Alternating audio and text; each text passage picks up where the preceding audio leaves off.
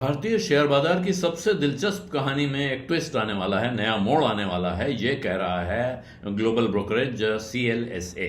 CLSA का कहना है कि इस बार जब नतीजे आएंगे तो रिलायंस इंडस्ट्रीज के क्वार्टरली नतीजे जो अगले महीने आएंगे, उनके साथ ही इस कंपनी के शेयरों में तेजी का एक नया सिलसिला शुरू हो सकता है। इन नतीजों में एक ऐसा ट्रिगर आ सकता है जिससे रिलायंस में एक जोरदार तेजी की शुरुआत हो सकती है।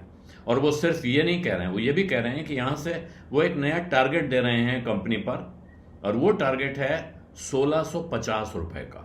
यानी जो मौजूदा भाव है कंपनी का, वहां से लगभग 14% का अपसाइड उनको दिखाई पड़ रहा है।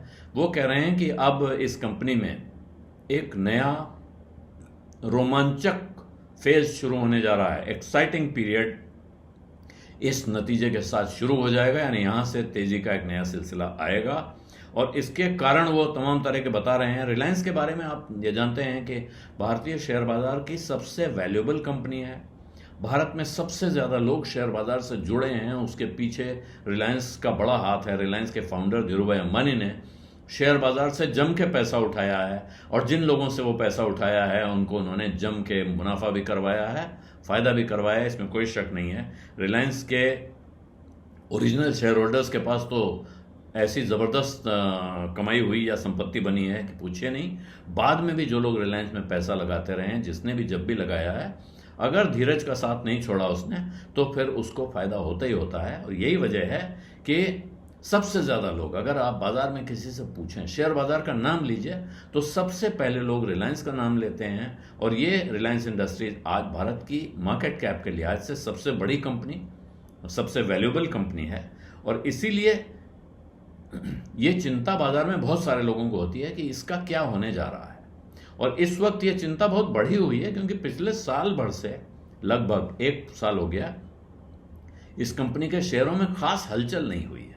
तो अब लोग इंतजार कर रहे हैं, जानना चाहते हैं कि भाई क्या ये शेयर ऐसे ही पड़ा रहेगा, सोता रहेगा, लेटा रहेगा, या ये हिलेगा डुलेगा और यहां से आगे बढ़ के कुछ मुनाफा कमा के देने वाला है।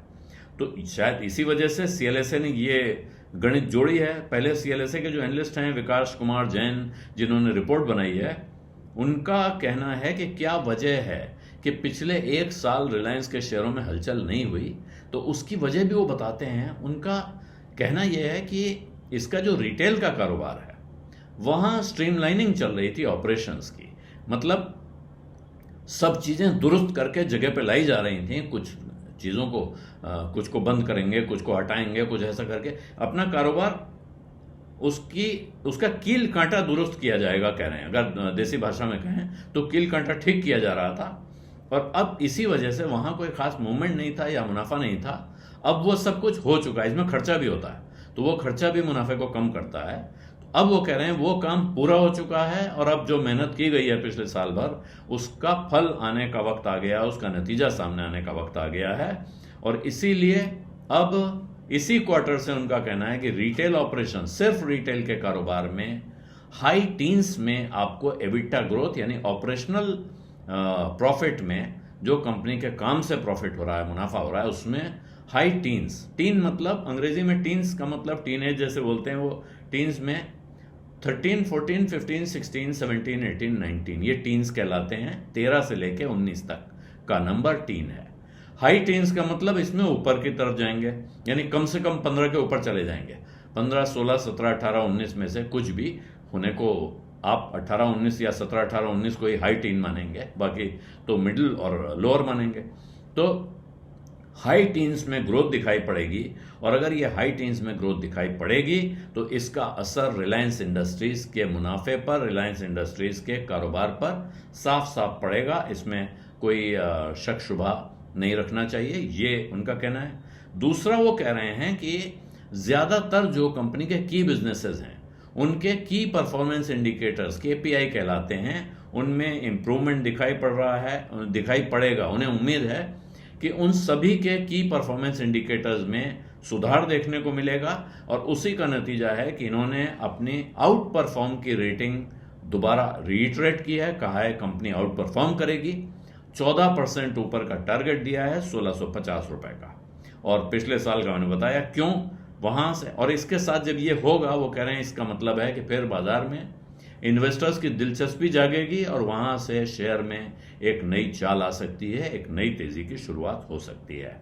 और अब रिटेल की बात हो गई। दूसरा बड़ा कारोबार टेलीकॉम का बिजनेस, रिलायंस जियो, उसने अप्रैल के महीने में 26 लाख नए मोबाइल सब्सक्राइबर्स जोड़े हैं और ये ट्राई का डेटा है, इसी को कोट कर रहा है CLSA। और साथ में वो कह रहे हैं कि ये जो 26 लाख जुड़े हैं, इनमें ब्रॉडबैंड और एयर फाइबर ये वाले कनेक्शन शामिल नहीं हैं, और अगर आप उनको सबको जोड़ लेंगे तो कुल मिला के पूरे क्वार्टर का जो नंबर सामने आएगा वो लगभग 90 लाख से 1 करोड़ हो सकता है नए सब्सक्राइबर्स का। और ये जबरदस्त नंबर होगा क्योंकि पिछले पूरे साल में सिर्फ 60 लाख नए सब्सक्राइबर जुड़े थे। उस वक्त देखें तो वो भी अच्छा था, लेकिन अगर यहाँ एक क्वार्टर में पूरे साल की परफॉर्मेंस से लगभग 1.5 गुना जा रहा होगा तो ये जबरदस्त परफॉर्मेंस होगा। फिर जाता है इनका पुराना traditional business oil to chemical, जिसका एक की इंडिकेटर होता है GRM, ग्रॉस रिफाइनिंग मार्जिन।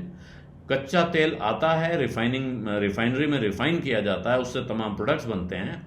इससे कंपनी को जो कमाई होती है या कितनी बचत होती है उसको कहते हैं रिफाइनिंग मार्जिन।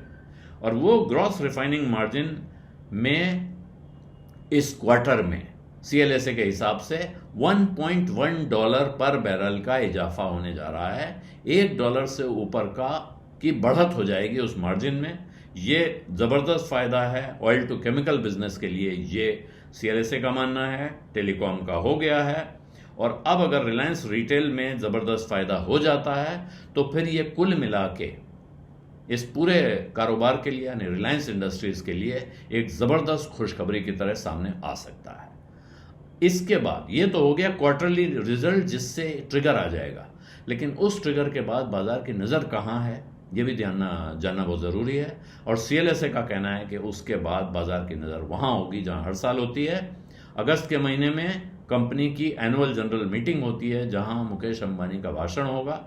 उस भाषण में वो क्या कहेंगे ये जानने में अब सबकी दिलचस्पी है कि वो जियो की लिस्टिंग, रिटेल की लिस्टिंग, इन दोनों के बारे में क्या कहने जा रहे हैं, और अपना न्यू एनर्जी कारोबार, क्योंकि अभी तक उनका जो ट्रेडिशनल एनर्जी का कारोबार है, जो ऑयल टू केमिकल बिजनेस है, वो अच्छा चल रहा है, लेकिन धीरे धीरे दुनिया नई एनर्जी की तरफ शिफ्ट हो रही है। रिलायंस ने भी बड़े एम्बिशियस प्लान्स न्यू एनर्जी के, ग्रीन हाइड्रोजन के, तमाम अभी और सोलर एनर्जी के, ये उन्होंने अनाउंस किए हुए हैं पीछे।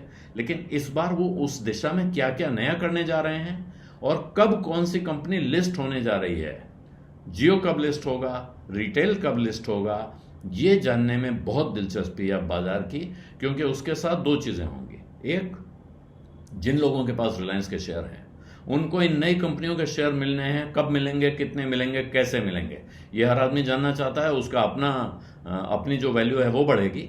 दूसरा, रिलायंस इंडस्ट्रीज के पास इन कंपनियों में भारी हिस्सेदारी है, बड़ी हिस्सेदारी है, तो जैसे ही इन कंपनियों का वैल्यूएशन सामने आएगा रिलायंस की, और अगर अच्छा वैल्यूएशन, जैसे रिटेल का वैल्यूएशन इस कमाई बढ़ने के साथ बढ़ने की उम्मीद दिख रही है, तो रिलायंस इंडस्ट्री का वैल्यूएशन इसके साथ अपने आप ऊपर की तरफ जाएगा।